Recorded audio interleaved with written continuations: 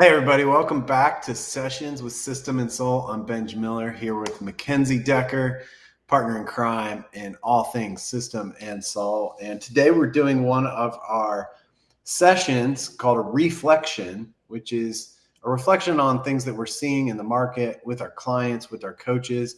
And today we're talking about something we're seeing in our own business. And it's been heavy on Mackenzie's mind. And so I was like, let's go just air it to the world and Let's talk it out. broadcast it. Let's Let's tell the world. broadcast it. Let's talk about it more than I would probably think to do. So I'm proud of you for putting it out there. But why don't you jump in and tell us what you've been processing on lately? Yeah. So at the risk of, I feel this could feel like airing dirty laundry, which is not what we're intending to do. There is just a reality that we practice what we preach. We do what we teach other people to do. And we're growing business like everybody else. So behind the scenes, there's stuff that doesn't go as planned. So we're just going to let you know about that and talk through like, how do we deal with it? Maybe there's something in this for you. I do think that there absolutely is, especially this time of year where we're kind of like, we're in the back, the back half where we're coming to the end of the year. Everyone's kind of, we're wrapping up goals. We're getting to the point where we're looking ahead at what's next, how are we going to step into 2026. So I think this will all be helpful for that. But let me tell you about my tough 6 months. um, so one of the things that I oversee in our business is the kind of the marketing and sales. We call it the growth seat. And we 6 months ago, it feels like an eternity ago, but 6 months ago, we looked at where we wanted to be by the end of the year. One of our bets is, and I'll explain this as much as it's helpful, but one of our bets is really to, we call it fully flipping our funnel. So we love a good alliteration, fully flipping the funnel. And we had probably, I guess you call it like 2-3 key activities that we invested lots of money in to help us flip the funnel. And 6 months goes by and we've seen success in some ways, but in other ways, some big misses. And there's so many reasons for that. There's so much frustration and emotion around that I won't burden you with, but We can hear it in your voice. and you okay, good. We're communicating Good enough. effectively. There's a lot in what we invested in that did not work as planned. And there's a million reasons for that. But I wanted to talk about it because I think it's a reality that we all run into where you go and you make these big bets. A bet, in our words, system and soul, a bet is a risk you're willing to take, and a risk that as you take it, you're either hopeful or confident that the reward will outweigh the risk. And in this case for us, it wasn't totally true. So we're all making bets in our businesses. And I'm sure that there's things that happen for you guys that didn't work out 100%. And I didn't want to just dump this here and say, we had a failure, failure's okay. You learn, you live and you learn. Like, that's not the message of today. But I did want to set up that context because that's just the reality of what our behind the scenes has looked like. And we've had to pivot in a lot of ways. Do you have a perspective on this from where you sit and what your last 6 months has looked like before I keep going? Yeah, I mean, anytime you take the time and, part of the bet, the word that's in my head is the part of the bet is calculated, right? Is it strategic? And it was very, very calculated. Like, we had a calculated amount of money we were willing to put toward this thing in a timeline. And, so it was extremely disappointing that it did not pay off. So, but that's the nature of a bet, right? It wouldn't be a bet if it was guaranteed. And so if you stop taking bets in a business, then you're in trouble as well. So part of taking these bets is, man, not all of them are going to work out. And this one, I think it was so calculated, and it was maybe in a line of bets that had come before it that maybe had a little baggage already for us. Mm-hmm. Right. So it felt like, oh man, we're really struggling with this one. So yeah, Yeah, I'm sometimes tracking. sometimes I think we get to a point where it's like, gosh, how many times are we going to learn this lesson? You know? So I do think there's a lot in, one point to make is when we get to that kind of point of failure or point of disappointment, there has to be an evaluation of what did we just experience? What didn't go right? What were we ignorant of when we started? Where were we a little too confident? There's all of those questions. And for us, I just want to like walk through with you all, like, how do we do that effectively? Because everybody runs into this. And so I think that's the point of the conversation. So I'm excited for you to get there. I want to take out, because I realize like we're being super cryptic for no reason. Okay. All of our growth has come because the people that interact with us get massive value. And so they then tell somebody else and somebody else. And that's word of mouth is how we've grown continuously over 4.5 years.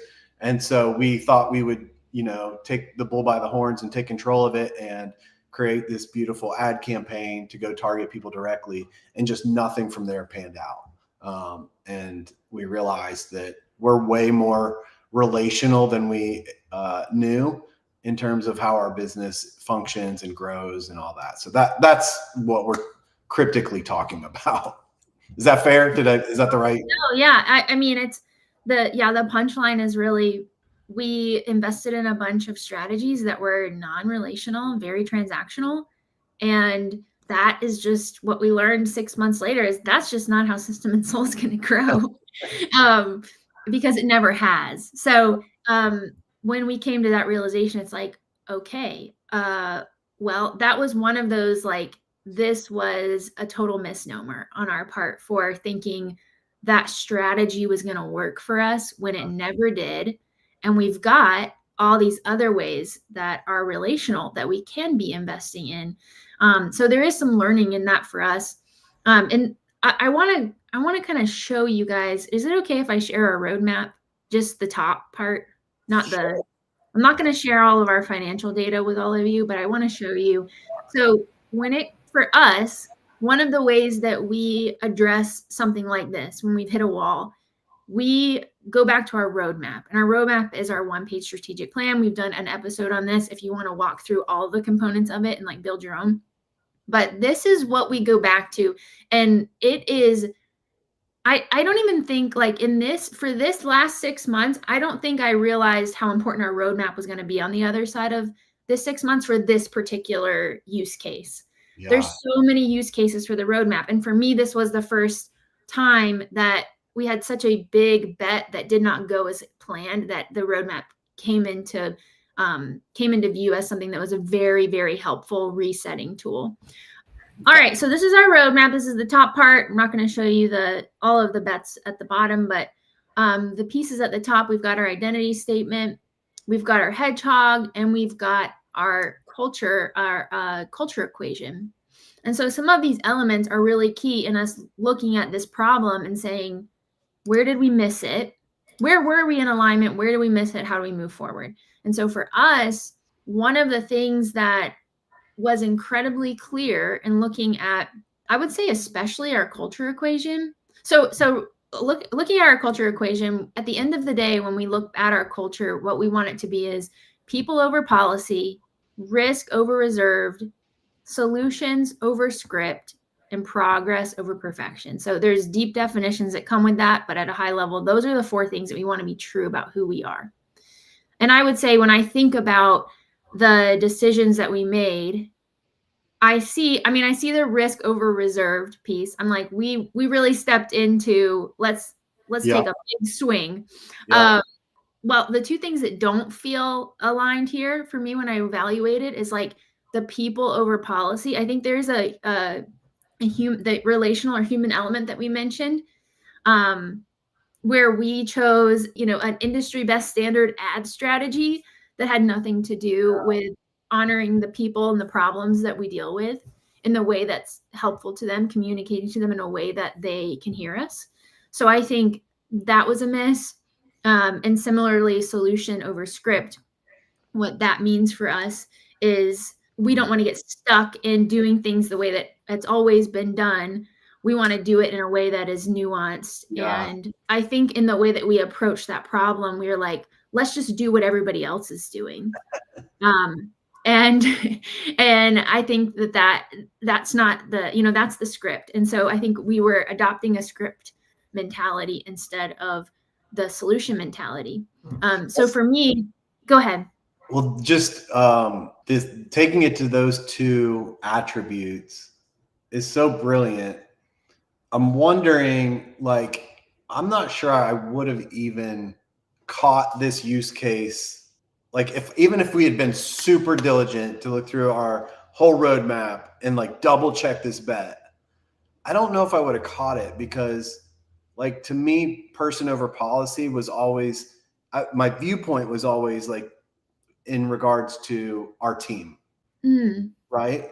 Now, the use case that you're applying it to, I think, is brilliant, and I think we'll learn for future.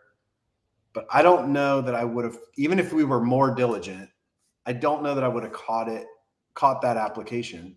I don't know if you feel like you would have, but it's interesting to me, like, because you always want to do the diagnostic, like, where did we go wrong? Did we not evaluate how well this fit our roadmap, or did we just miss it, or whatever? And I think that this was something that, like, I didn't think how these two things that we had already articulated apply to this scenario. But now that we have, I think we'll see a whole new world of things that it applies to. Yeah. So kind of cool how it took a lesson to learn how real what we already said was. For sure. I mean, I think the roadmap gets tested every time we go back to it, of like, is this really the like the document that is this our 10 commandments, Yeah, like it really gets tested in that way. But and that's why I think that's why it's so useful for us. It's very grounding. And I think we are like you said, like, we're discovering all these ways that it's grounding, a little bit unexpectedly. And I just want to say, if you feel like, you being the people watching this, not you, Benj, but the people watching this, if you feel like you need that kind of grounding, we are doing a workshop series. It's already started, but you can jump in, and we can make sure you get up to speed with everything we've covered. But we are going to be building roadmaps like this. We're going to be building out the elements together, live on a call like this, where you will have the time to sit with what needs to be on your 10 commandments for your business, whether it's the big bets, whether it's the company why and the destination that you're headed towards, or it's the culture that you want to uphold, just like we talked about. So if that's something you want to be a part of, I think it's a great investment of time, but it's going to be a huge direction in the strategy of your business. I want to piggyback that for a second, because I've just come out of starting annual season. So a lot of annual strategic planning, but part of that, we start by looking back at the last year. And so coming out of 3 of these so far, it's been so rewarding. There's 2 facets to this. One is my clients, the 3 that we've met with so far, have exceeded their revenue goal by 20%, 30%, and 35% this year. Exceeded, not growth numbers, exceeded their revenue target by that much. And to watch them walk in with the energy and alignment and health and excitement for what they get to do, and to get to do it together. Now, I mean, this is not overnight work. These are, 2, 3, 4-year clients that I've been walking with and journeying with. But like to watch them get that success and then go, man, it's because we did these things, right? Yeah. Mm-hmm. So none of it's magic and none of it's overnight, but I think a lot of us as leaders know the things, but haven't really applied the things. And we just want to help more people be able to do that. So that's what this workshop series is about. Yeah, absolutely. I want to point out one more thing on our roadmap that, for me, was clarifying in the reflection on, the bad bet that we had. And that's our hedgehog. And the hedgehog is, I think we just released right before this one. I think we released an episode on how to build a hedgehog. Yeah. But that's the idea of a hedgehog, is this idea of creating focus and really sitting in the center of your power as an organization and your unique gifting and your unique abilities in your market. And so it's, what can you be the best in the world at? What are you deeply passionate about? And what drives your economic engine? And so ours, without getting way into the weeds, is we can be the best in the world at shipping big ideas. Well, check that. We did that with this. We're deeply passionate about compounding dignity. And what drives our economic engine is the number of coaches we have with 5 or more clients. So for me, when I looked at that and I was thinking about this bet, I'm like, deeply passionate about compounding dignity. Again, it felt like, I felt like we met the economic engine component and the best in the world component. Like I could give those like a thumbs up. Where it feels misaligned, back to that decision that was decision and implementation that was very transactional instead of relational. I don't think that approach that we took was compounding dignity. There's something very transactional about the channel and the decision there that does not feel like us. It doesn't feel like how we do business. It doesn't feel like how we deliver value. And I'm like, that makes sense. And so that, for me, again, like the hedgehog, that tool took on new meaning for me when I think about our bets. Yeah, that's so good. And it reminds me, we just had our quarterly, I think last week, maybe the week before. Now that we've had a couple weeks space from it, at our next weekly sync, we should go back and just like scrutinize the bets that we made for Q4 through that lens, like, and make sure they pass. That'd be a great exercise. All right, let's do it. I was going to say, just for awareness, so we've done this evaluation. Like Benj said, we had a quarterly meeting last week. So when we meet every 90 days. We evaluate, we call it look back, look around. Like we look at the business and we're like, what happened? What do we want to do differently? We do all that. And then we reset for the next 90 days. And so we do have a new objective around this. So I have a new focus, and we really, I would say it's really a lot more aligned with our roadmap, but I guess we'll scrutinize it even more next week.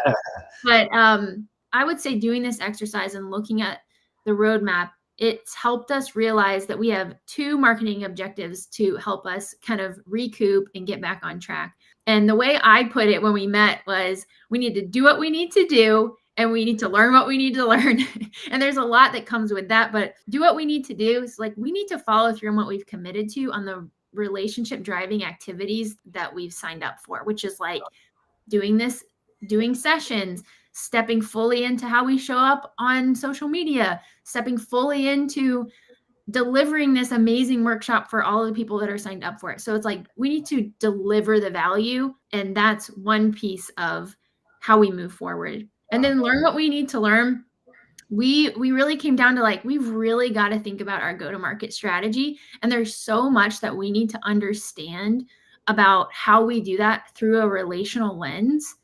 And so there's this deep dive for me in the next 90 days of like stepping into, what are all the ways that I need to understand how to market in this way that is compounding dignity, that is us, that is people focused. So that's where we landed with it. And while I don't have, all the answers, we didn't totally figure it out. Like I still feel grounded and like we're moving in the right direction. And I think that's the power of the roadmap. I think that's the power of kind of doing these cadences and like running through this process quarter over quarter.